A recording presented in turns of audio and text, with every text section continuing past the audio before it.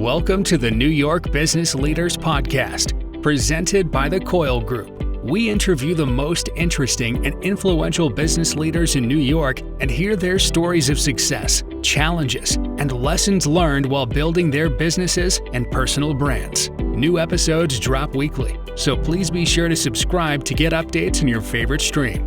Without further delay, here's your host of the New York Business Leaders Podcast, Gordon Coyle.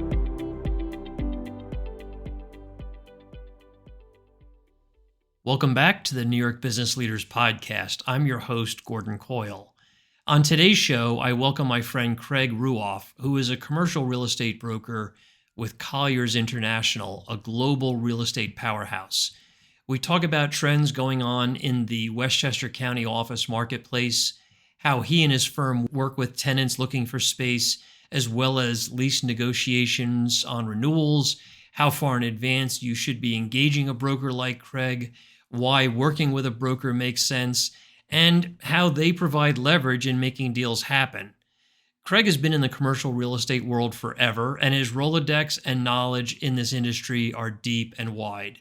If you'd like to reach out to Craig, you can call or text him at 914-441-7688 or email him at craig.ruoff, R-U-O-F-F, at Colliers, COLLIERS.com.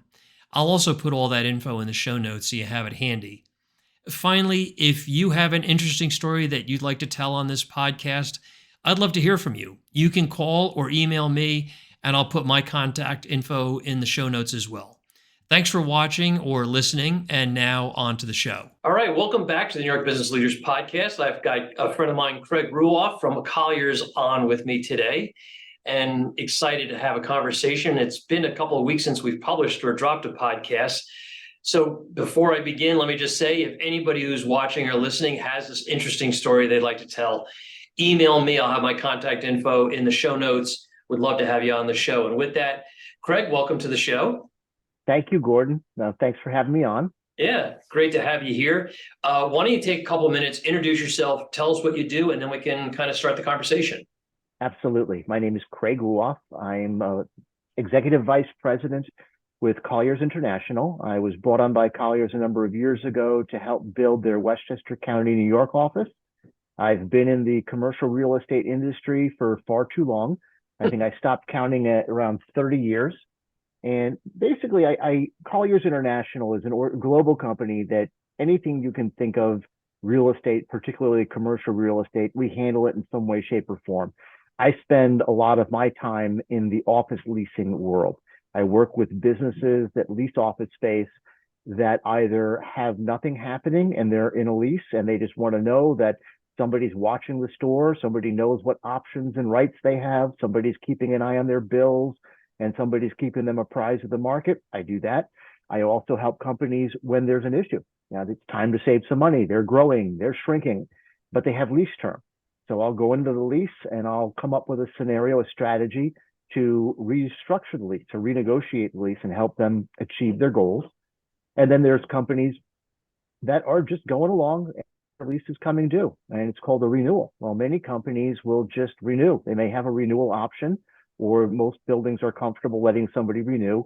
The reality is a lot of money gets left on the table in a renewal. There's a lot of money that can be saved. So if a tenant is proactive and they give me the ability to get involved early and we put together a renewal strategy, we can save the money and we can get them things that may help as far as a fresh up on the build out, sometimes real physical changes. And then everybody, thinks of when you say you're an office broker, I help move companies. Sometimes it's time to move. Company needs more space. They need less space. But I do get involved in other areas, as does the company. I'm involved with sales and acquisitions, dispositions. And then we, even though I'm based in Westchester, I handle projects where my clients need them. So I've handled projects over most of the country. I haven't done too much internationally, but my company certainly does. We have a big presence overseas. Great. Kind of my world in a very quick nutshell. Good. So why don't you tell us what's going on in the Westchester commercial real estate market these days? Let me make a phone call and find out. It's a good question. And Westchester's very different. Not that we're like such a a unique boutique market. We're just a suburban. We're a bedroom market, we're a bedroom community. We're a unique market in that our supply has been diminishing. So other markets, there are markets obviously where there's a tremendous amount of supply, whether it's people that are shedding office space, and I'm speaking again mostly to the office leasing world. I can hit on other areas as well if you'd like, but in the office leasing world, the overall forecast out there isn't very good. A lot of people are working remotely, companies are downsizing. It's very strange that in Westchester we're not seeing the asking rates come down. The vacancy rates, they're there. Have they increased? Yes, but our supply has decreased. Every couple of years, another office building goes away. Another office park goes away. They're either taken down and other properties like residential, multifamily, or retail are put up, usually a combination, or they're repurposed for medical or something else. So our supply has decreased. And, the old supply and demand story, if our supply goes down, even though our demand has gone down, it hasn't had as big an impact. So when you look at markets like downtown White Plains, our asking rates and taking rates in downtown White Plains are as high as they've ever been. There's buildings that are asking north of $40 per square foot plus electricity. And there are buildings that are doing deals in that range. That's, in my career, that's pretty much an all-time high. Outside of the downtown area, the numbers are a little bit lower, but not tremendously. And there isn't a very big spread. The least expensive deals I've seen in buildings that you would perhaps want to have your company in, maybe in the low 20s, low to mid 20s, actually, plus electric. I always speak plus electric, and I'll explain that. And then going up to the low 30s for, the highest level suburban buildings. Okay. And again, historically, that's on the high side. Now, interesting to hear you say that supply is diminishing. And just before we started recording the call, we were talking about a specific office park where a building went kind of derelict and was knocked down. And now they're building a tremendously large multifamily residential complex. I don't remember, that was condo or rentals? Most of the residential, now I don't get directly involved in residential. The closest I come to residential is with multifamily, helping people to acquire or sell them. Our company obviously goes further. Our company goes into development, putting together projects and financing. What I'm seeing and what I'm hearing is that most of the residential that we're seeing go up, and we're all seeing it, all you have to do is look around, you'll see the cranes, is rental. I remember hearing at a symposium, people that used to do condo building, we're all kind of shying away from it. I don't know if that's still the case, but it seems to be. So my belief is that it's mostly rental that's going up, and there just seems to be an endless demand. Yeah, it keeps going. Yeah, we're seeing that as well in Bergen County, northern Bergen County, New Jersey as well, which is kind of near me. And it seems as though every time I go down the Garden State Parkway, it's like, where did that building come from? And it's new construction. And I don't know if that's condo or apartments. But is there any new office building being built in Westchester? No. No. I spoke at a panel. Marks Paneth, CBiz Marks Paneth hosted a panel in New Rochelle a couple of months back. And I spoke with Noam Bramson, Mayor Bramson, and his head of economic development, and some folks from CBiz Marks Paneth. And it came up because we were talking about all the development. New Rochelle has really nailed it as far as their process for residential development. And we talked about how there's not a whole lot of office space there. And it's a concern. I mean, what's going to happen? There's going to come a time when the office supply is getting low or has been aged out and it's no longer really functional. We're probably still going to want to have office space in our communities. So we've got the residential. The residential usually comes with a little bit of retail. Most of these larger residential projects, even the smaller ones, a lot of them have retail on the ground floor and residential above. They usually factor in parking so that it's all contained. The retail's, it's eking by, some of it's staying vacant for a while, but there's a market for that in theory. It's going to serve the population that lives there, but there's no demand for office space. There's no market for it. There's enough supply out there now, but that supply is old and not all those buildings are in very good shape. So what happens when time comes that we need new office product? it doesn't make sense when people pencil it out economically to build office space at this time. Historically, it's always been hard. So it'll be interesting to see if there have to be subsidies at some point to build office, and if that'll warrant it. But it'll be interesting to see where it goes. Yeah. In the past, in Westchester, we saw, some of these large corporate campuses for big public companies like General Foods, Texaco, MasterCard, having their headquarters on, Westchester Avenue, 287. And was it General Foods that had the big building in Purchase, the Taj building, that they vacated that building, and then it became, multi-tenanted with hundreds of tenants. Do you see that as kind of where a lot of these big campuses are going to be headed down the road? Well, it takes a landlord with some real vision. Robert Weiss, RPW, and his son Andrew is now running the company, had some amazing vision with that. That was a 600,000 square foot building that was delivered to the market vacant, and he bought it empty. So here's a huge project to take under. And I remember meeting with the brokers there before it was Philip Morris at the point, which is the parent company for General Foods, and actually it was Altria, which was the parent company for Philip Morris and General Foods, and they were still in the building. It was a riot. You walk through, and there were cigarette machines in the halls that you didn't put money into. You just pushed the button, and a packet came out. But I sat down with the leasing team for Robert Weiss for RPW, and they showed me on plans how that building could be divided. Apparently, Stefano Cardarelli, who's a really good, talented architect, this is earlier in his career, came up with some ideas on how to multi-tenant that gigantic building. And he became RPW's architect. I don't know if he worked with him before that, but he really did a wonderful job. And I've done deals in that building as small as 1,300 feet, as large as 15,000 feet. Yeah, 15 to 18,000 feet. And there are tenants in there that are far larger than that.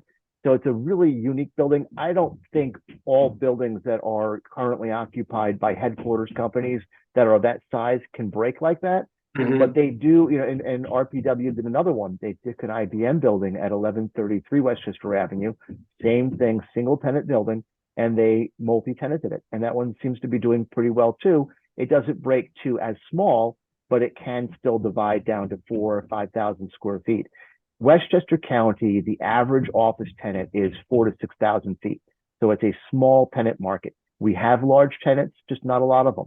So if you're going to take a huge building like that and break it up, there's some great stuff in there, because nobody builds amenities like a headquarters for like a corporate company, but building it for themselves. Right. You have a headquarters size and quality cafeteria, usually the room for a fitness center, if not already a fitness center, conference centers, a lot of room for amenities. And that's what some of these buildings have done. 800 Westchester, the one we refer to as the Taj Mahal. It is filled with amenities. There's a huge cafeteria, a restaurant, a theater, conference rooms, a fitness center, a sundry shop, bank. I mean, it goes on and on. Yep. And in the past couple of years, during the thick of the pandemic, I did more deals there than anywhere else, because people want the amenities. People want a higher quality building. So companies where the principals have been, maybe sitting in a moderate building for years, and now they've lived through this time, and they're thinking, I'd like to have something nice. I'd like to enjoy where I come to work every day. They're doing what's known as flight to quality. So they're moving to buildings, and it's not a lot more expensive. It might be a couple of bucks more. Some are downsizing a little bit or right sizing, rather than having huge offices and common areas, they're scaling it down a bit. And now they're over their annual number isn't that much different going to a nicer building. And then many of them are doing it because they feel that with the amenities and this wonderful atmosphere for their employees, the people are more likely to come to the office. And I think it's working. That building in particular has some magnificent amenities. I just think I've not been in a lot of other big office buildings of multi-use like that, but that one in particular does have some nice amenities. So, and we do have, other office parks and other buildings with amenities. That does seem to have the most. Although in downtown White Plains at 50 Main Street, there's a 3-building complex. It had been 50 Main Street and 11 Martine were the office components for many, many years. And Ginsburg Development bought it in the past 5-10 years. I tell you, time blurs through the pandemic. And there are three, there's a residential building too. The three buildings were connected by a garage. The roof of the garage was always just an exposed roof that you could cut across to get to the garage from the office. They turned it into a park. They converted 11 Main Street to mostly residential. I think only 3 floors are still office.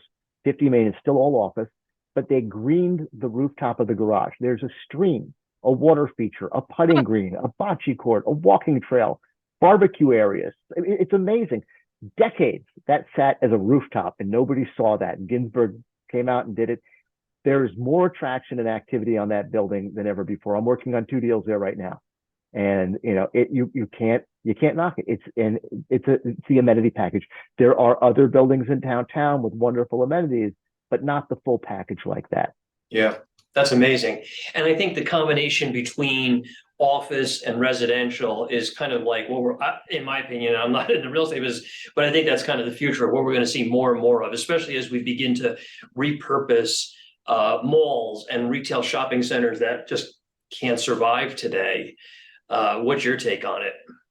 I'm still not sure about the office piece, but as far as residential and retail, I mean, we're seeing that where the old mall was in White Plains, that's down. There's a big hole there that's going to be residential with some retail under it. Adjacent to Gateway 1 North Lexington is Gateway 2 is going up by the train station. Same thing. It's going to be retail on the ground floor, parking, and then residential. It's the big question is, will there be an office component at some point?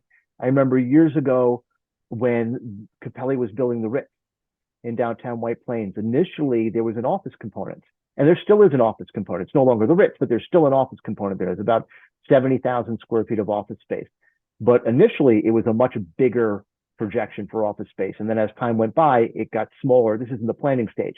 There was less and less office, and then it went forward. Now, we're not really seeing any office. Sometimes we're seeing some sort of a co-working facility. Sometimes it's part of the residential. So it's an internal co-working facility that they're putting up.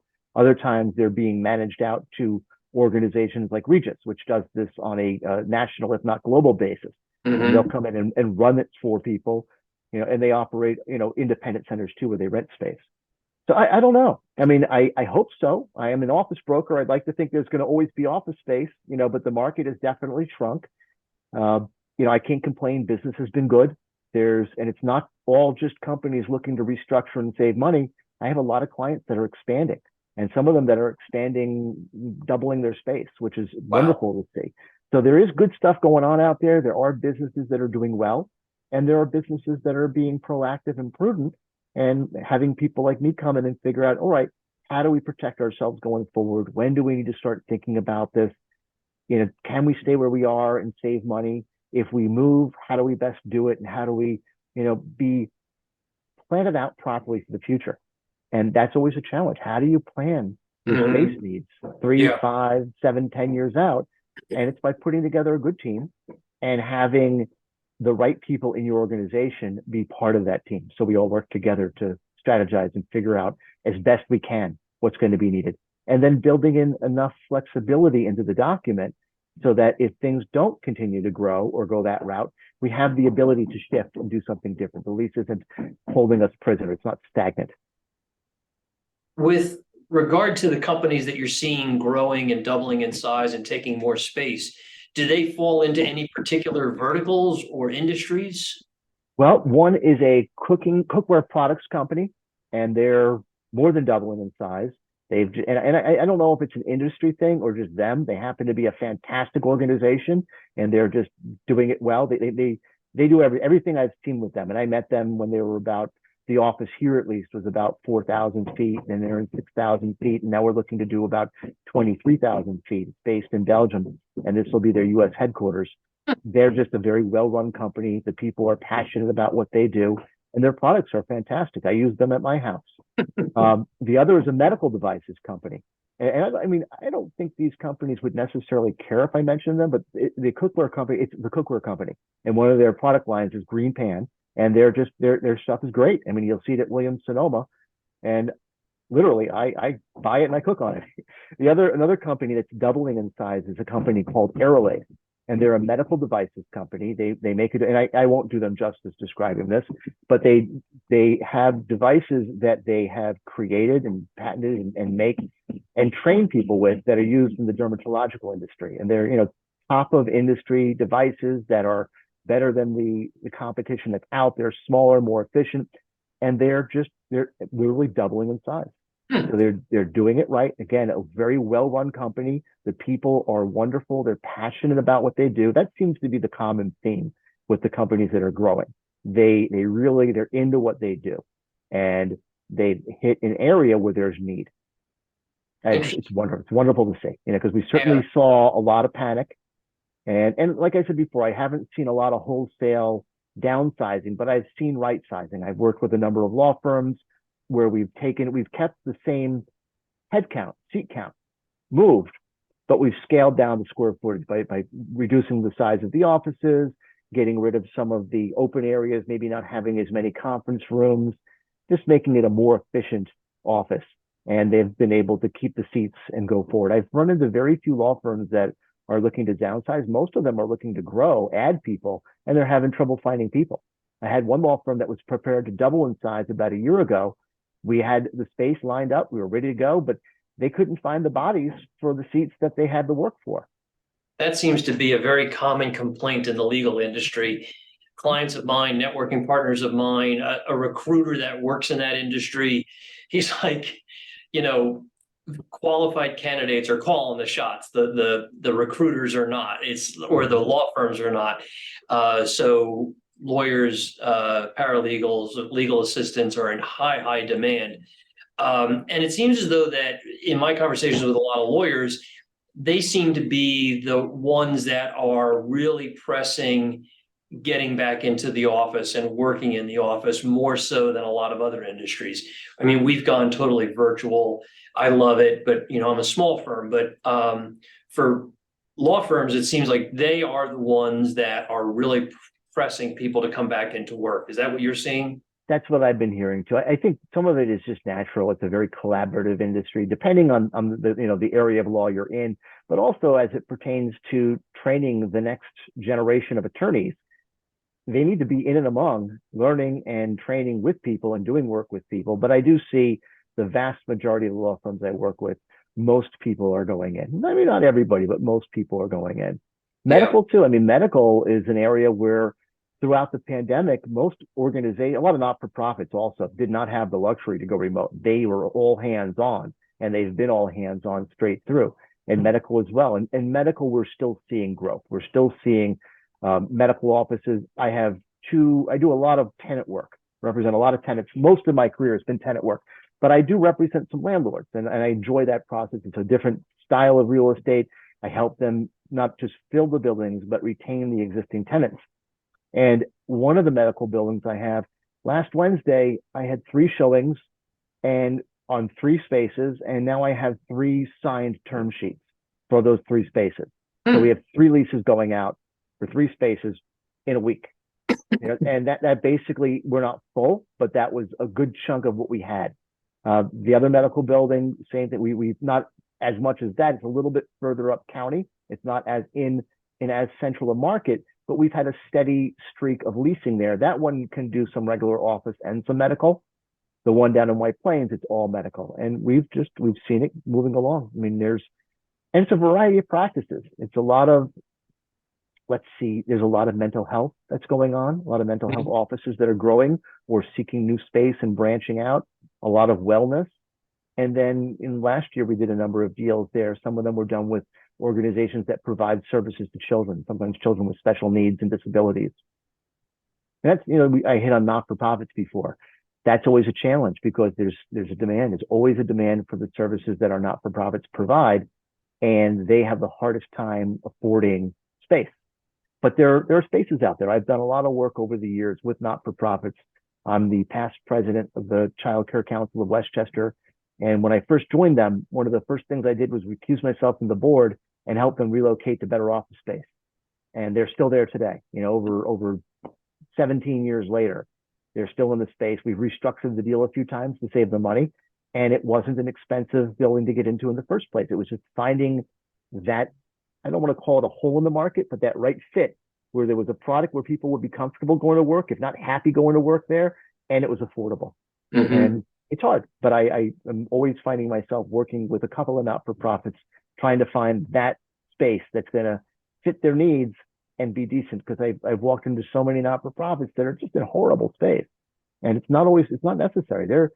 Most brokers don't go and work with not-for-profits, so it's finding a broker that'll work with you, and then and a broker that's actually going to do the work and find the space that works for you. Mm-hmm. And that kind of brings me on my next question. That is timing. You mentioned it earlier about renewals. Mm-hmm. So maybe you could speak a little bit about an office lease. When is the best time to reach out to somebody like you, talk about the renewal? Is it the same for somebody that's renting 2,000 square feet, 20,000 square feet, bigger? Like, what does that timeline matrix look like so that the tenant can do the best thing for them in their business when it comes to their lease? Very good question. I always say that I want to meet people now, regardless when their lease comes due, because at some point they're going to need me or someone like me. And the sooner I can learn what's in their lease, the sooner I can be there to help them. I've reviewed leases. I have a client that I've been representing for over 25 years. And when I first met him, he vetted me so thoroughly. And I explained to him that I would be saving him money at some point. I reviewed their bills and I found a $25,000 billing discrepancy. So I saved him 25 grand out of the gate. And I said, Larry, that's not what I meant by saving you money. That's a gimme. What I saved the money was restructuring his lease when I saved him some real money. But that's why you never know what you're going to find. I've had companies that have called me in and they're looking to downsize and they called me in too late. They just missed a trigger date for a cancellation option in their lease. Had they called me in 2 months earlier, we could have either used that to cancel and move to something that was the right size, or more likely used it in negotiations with the landlord to better their position and put them in the right size space and downsize. But that was the leverage. There are things that are in leases that people forget about. So when I get involved with somebody, I'll have the lease abstracted so we know what's in there.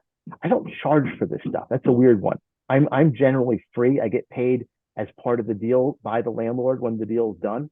But you're asking, when should someone that isn't already having a broker in Right. the wings on deck waiting for them? 3 years before a lease comes due. Wow. I say dust off your lease 3 years early, because if you find out, you know what, my space is fine, I want to stay. I can use some paint, some carpet, but I want to stay. It's a good chance you're over market. Well, if you're over market and we're going to commit to a new term, there's a good chance we can adjust the rent for that remaining 3 years. So that's our biggest savings window, is that period. Our leverage isn't as good because we're 3 years out. We're not going anywhere anytime soon. The leverage is, it doesn't work for us anymore, we're going to move. But if something can be done now to make it work for us, we'll commit now for the long term. So as that 3-year window narrows, the savings may diminish, but the leverage increases. But it's important to start early, because 2 years out, you want to know what you're doing. 1 year out, you want to have begun. These days, even yesterday's, I'm talking pre-pandemic, when things weren't as uncharted, it took a year to move if you were moving. Now it definitely takes a year to move, and it can take more. And if you don't have that ability to move, you don't really have any leverage when it comes to negotiating a renewal. Your ability to move is your leverage. When you're out in the market, you're not looking at one building, you're looking at multiple buildings, and the building where you work out the best deal is where you're going to go that fits your needs. Ideally, when you hit market, you find 3 buildings. So I'm going ahead a little bit there. So 3 years is a good time. 2 years, you want to have your plan. 1 year, you want to have already implemented your plan and be working forward. Even if you're staying, it just gives you that much more time to get things done. But especially if you're moving, with so many unknowns today about the time it takes to build space. But I still feel that those companies that have a broker in place that's keeping an eye on their lease, even though their lease doesn't come due for many years, they're in a better spot. I get calls from clients all the time. Can you tell me, I got an estoppel certificate, the building's being sold or refinanced. Is this accurate? The estoppel certificate is essentially outlining what's in your lease and you're signing off on it. So if that's incorrect and you sign off on it, my theory, I've asked several attorneys and I've got varying answers, but I believe that you could be signing away some rights. So if you had 6 months of free rent coming to you in the middle of the lease, or $50,000 in work, or something in mid-lease, and the estoppel says you don't, and you sign off on that, you may have signed your rights away. I don't think it's worth risking. So when I get that, I'll go through the leases. And sometimes that could be a master lease followed by 4 amendments. So I'm going to go through all that and I'm going to proof the estoppel. And again, there's no charge for that. But what I do with the people that are proactive is I'll actually put together a lease summary, an abstract. And then we have that to go by. And I'll run the numbers. What are we paying? Our base rent has appreciated over the term. It's gone up at 3% per year. Where's the market? The market hasn't gone up at 3% per year. And then we have operating and tax increases. Where are we? All right, we're over market, but there's nothing we can do right now. Let's keep an eye on that. Or we're under market. Let's cherish that, and let's keep an eye on that as we go forward. It's nice to know what you have. Mm-hmm. So, 2 questions, and that is do those comments apply to a small office? Let's say, like I had mentioned earlier, 1,200 square feet. Does it make sense for somebody at that size to engage a real estate broker like you, or is it just too small for them to really have any leverage in the marketplace? The time it takes to do a new deal, a new lease deal, the finding the space, the negotiating, the building it out, it's very similar for small deals as it is for big deals. The leverage for an early renegotiation or renewal is very different. If you have 10,000 feet, you have a lot of leverage. If you have 1,000 feet, you don't have a lot of leverage. And some properties don't respect the smaller tenants as much. A 1,000-foot business is just as important as a 50,000-foot business to the people in the business and hopefully to their advisors. So I work with companies that are of a size where the economic benefit probably doesn't make sense for me to be working on it, but they deserve to be treated properly and they deserve to get the representation. So I try to help them. It is a little harder though. You definitely don't have the same kind of leverage, but as it pertains to possibly relocating, chances are it's going to be about the same time. I'm working with a company now that is in a co-working scenario and they rent about 14 offices. And when they told me that, they were just curious. They're reviewing their costs and they were wondering what I thought. And when I heard that they had more than 3 offices in a co-working space, I thought you probably should consider your own space. Co-working space is great, but the economies of scale, once you're talking about a handful of offices, once you can fit into your own unit of space, which is usually, 1,000 to 2,000 feet. When you think about an office building, you have to get from the window to the corridor. And hopefully you want to have more than one window, not just a narrow space with one window to the corridor. So once you can be in, a healthy space environmentally, well, it's going to be a lot less expensive than renting individual offices. Yeah. And the second question to that kind of small tenant, even large tenant, how do you respond to the DIYer, the tenant that says, "Oh, I'll take care of it myself"? And I know what the answer is, but I'd like to hear it from you in terms of the leverage, the expertise, everything that you bring to the table. How do you kind of counteract that person that wants to do it themselves? As much as my inclination is to try to convince them at this point in my career, now that I've learned what I've learned and I've tried so hard, I've learned the hardcore do-it-yourselfer. Good luck. They're going to do it themselves. You can show them all the reasons, have them speak to the clients that have saved the money, and they're still going to do it themselves. And they're not going to end up, I don't want to say they're going to get taken advantage of, because there are many ownership groups that are going to, do their best to be fair, but they're not going to give them the best deal. They're not going to hand it over. The landlord's job is to make money for the landlord, their investors, their lenders. That's their duty. That's their job. They're fiduciary. So if someone's not asking for something, they're not going to give it to them. But it's a mistake. Even on a renewal, I represent law firms. I've represented real estate companies. The companies that I represent generally get it, or they've spoken to somebody that does. Most of them don't have the time. But I've noticed that a lot of the attorneys I worked with, I think it began where I worked in a small deal years ago with a very good real estate attorney. And he saw that I not only took the time to analyze the numbers and everything, but I read the lease. And I knew a lot about the lease that I'd learned from working with good attorneys over the years. And the next thing I knew, he brought me in to help him with his lease. And then another attorney, and another attorney, and another attorney. And I love working with attorneys. They know the value of having a broker involved.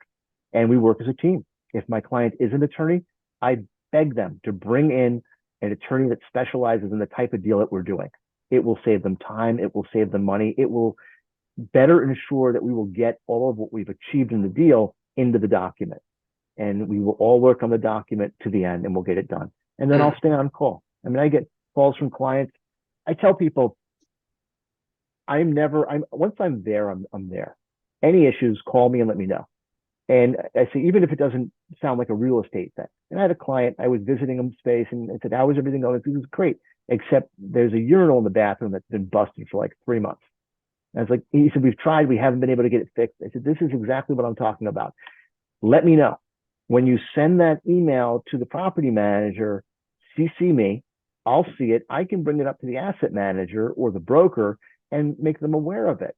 And it was fixed within a week. The building manager came over, the super came up and said, thank you. I don't know what you did, but you got it fixed. And the reality was the people that are making decisions at the top that want the brokers to be happy and bring them tenants, they don't want to hear that there's a urinal out. Yeah. Did nobody know about it? It's possible. Nobody knew about it. It's possible people were holding off on fixing it, but now it's come to light. I've gotten sinks fixed, urinals fixed, carpets, this is easy. If I can help, I'm happy to help. I've helped with people with heating problems. It all comes with it. Once somebody's my client, they're my client, as long as I'm here. That's great. Very interesting that sometimes all it needs is a little push from the right direction that gets things going. So that's interesting. So with that in mind, you must maintain like a huge CRM, customer relationship management database. You must have just tons and tons of contacts. Yeah. And I'm still searching for the best data, system CRM to run system. It within. Yeah, I've had several, and still not perfect.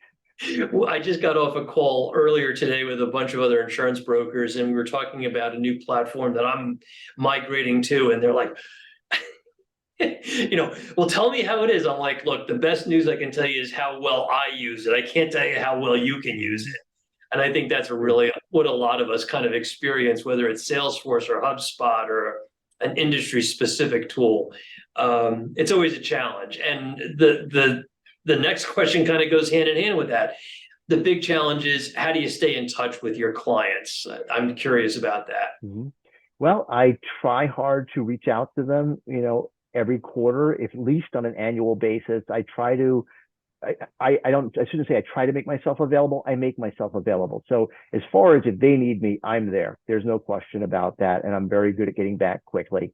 Even if I'm away, I have ways to check in and make sure that I'm accountable and I'm getting back to them. I don't want someone to have to wait days for me to get back to them. Sometimes the issues that someone is reaching out with are time sensitive.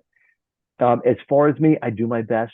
I don't do a perfect job of it. I try to stay in touch with them between holiday cards and reaching out on behalf of my not-for-profit. I guess I'm in touch a little bit through the year, and I'd love to take everybody out. And I find that a lot of times once the deal's done, people are busy in their business. They don't necessarily have the time for their broker anymore, but I'm there for them when they need me, and I'll do my best to ping them. I'll reach out to clients, and if I haven't spoken to them for a while, and I'll tell them, send me your bills. Let me just take a look, see where you are, make sure everything's being billed appropriately.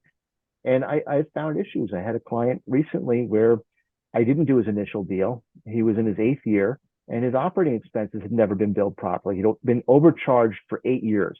And wow. He had bought it with the owner. There's language in the lease that allows you to do it. Never got it done. And I brought it up with the owner. We fixed it. He got credits. It was fixed. It was fixed going forward, not because of language that was in the lease, but because of a relationship with the leasing people on the ownership side, and because of other deals that I was working on. So I'm not usually just the one client. I may be in the market with one tenant, but I'm in the market with all these tenants, and that gives a little more leverage for each tenant individually. Yep.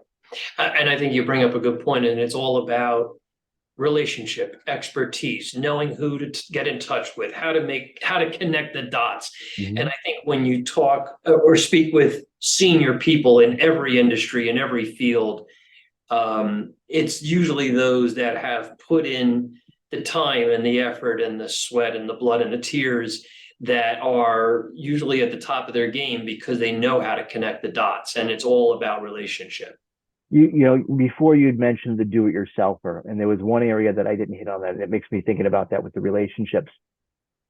Oh, this doesn't happen much anymore, but in the old days, if someone went to a landlord and they said, I'm going to use a broker, the landlord would say, oh, it's going to cost you more money because I have to pay the broker. Now, that might be the case in a mom and pop building, but anyone that's dealt with institutional or not even institutional level commercial properties has seen a pro forma the offering memorandum, the numbers behind the building, they're going to see what's budgeted in there. There's a base rent, and that base rent is built on the operating expenses, the taxes, their debt service, hopefully their profit, and there's a line item in there for brokerage commission. And if they're smart, they're factoring in what's called a commission and a half. Legally, brokerage commissions are negotiable, so the rates and the amount. What happens in most markets, there's norms. In this market, what normally happens is there's a commission and a half factored into every deal. If the landlord does the deal and there's no outside broker, it's just their broker, they take the full commission and a half. If the landlord has a broker, that broker is getting a full commission and the landlord might bank the half commission. If there's a tenant broker, the tenant broker gets the full commission and the landlord's broker gets a half commission override. There's a commission factored into virtually every deal. So at the end of the day, that do-it-yourselfer can bring a broker in, be represented, get the better deal, and not pay anything. They're not writing a check to their broker. Are they paying the commission? It can be argued it's part of the rent, but it's part of the rent even if you don't have a broker representing you. Can you net that out? Not really. And I welcome somebody to try. I mean, I had a client once that said, I want to pay you. I want to know that I paid you and you worked for me. Well, we sign a representation agreement with our client that says I'm fiduciarily responsible to them, even though they're not paying me. So I'm on their side legally and morally.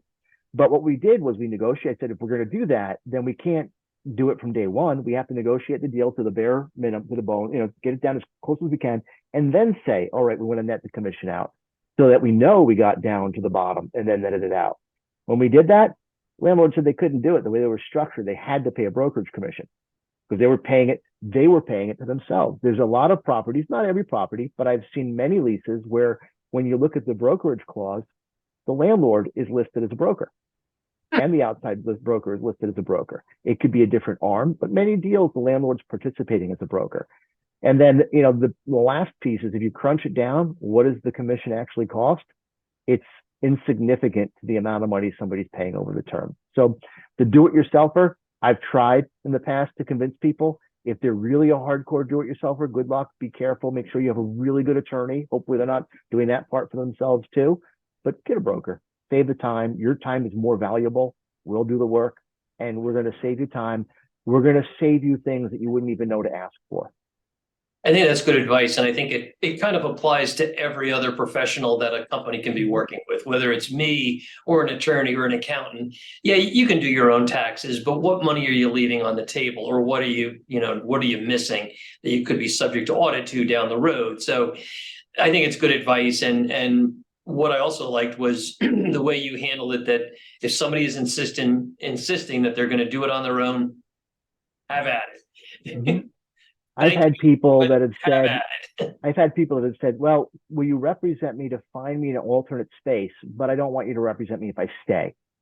So I can't do that. So I'm going to work for free with no possibility of getting paid. Besides, you're going to do so much better in your renewal if I'm involved. If you go to a tenant goes to their landlord, the landlord's going to look at them and say, you've got no broker, you're not going anywhere.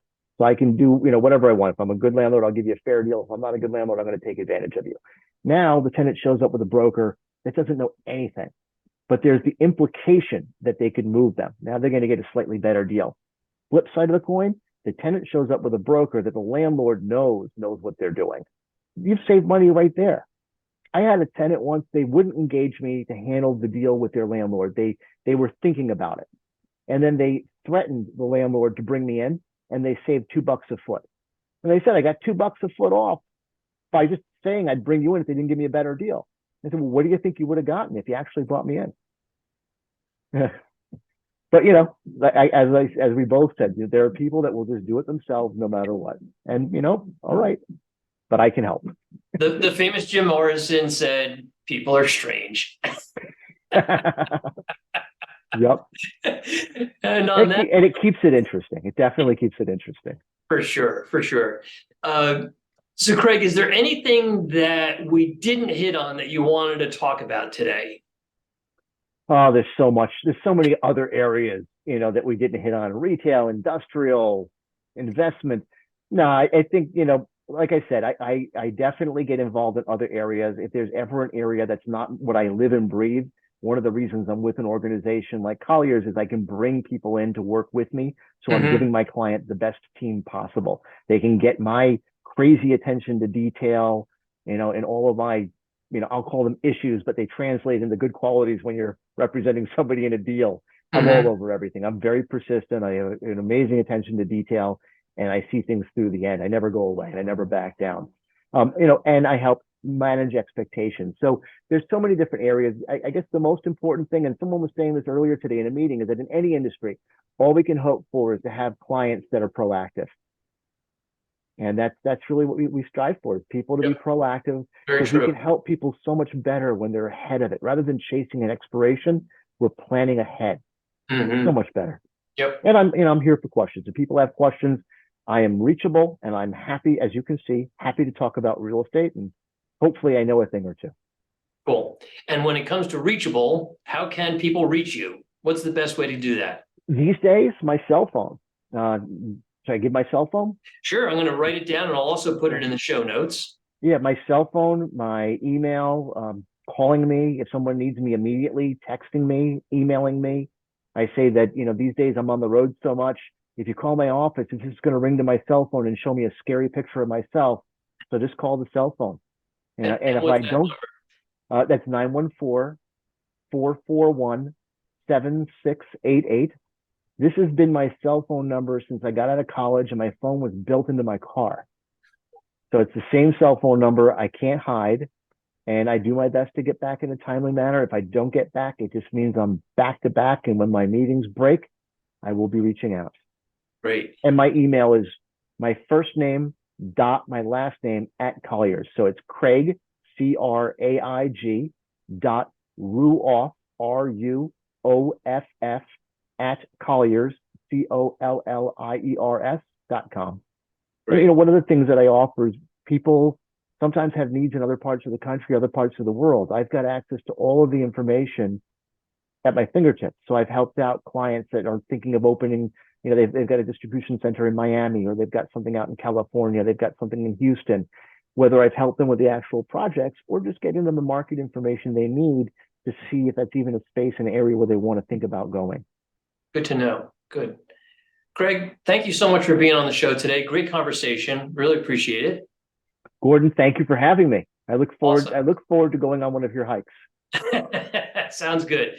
So I'll put your contact info and my contact info in the show notes. If anybody wants to reach out to either of us, please do so. And until next time, everybody, be well. Thanks. Be safe. That's it for this week's episode of the New York Business Leaders Podcast. Be sure to subscribe so you don't miss next week's episode. In the meantime, find more interviews and resources at nybusinessleaders.com.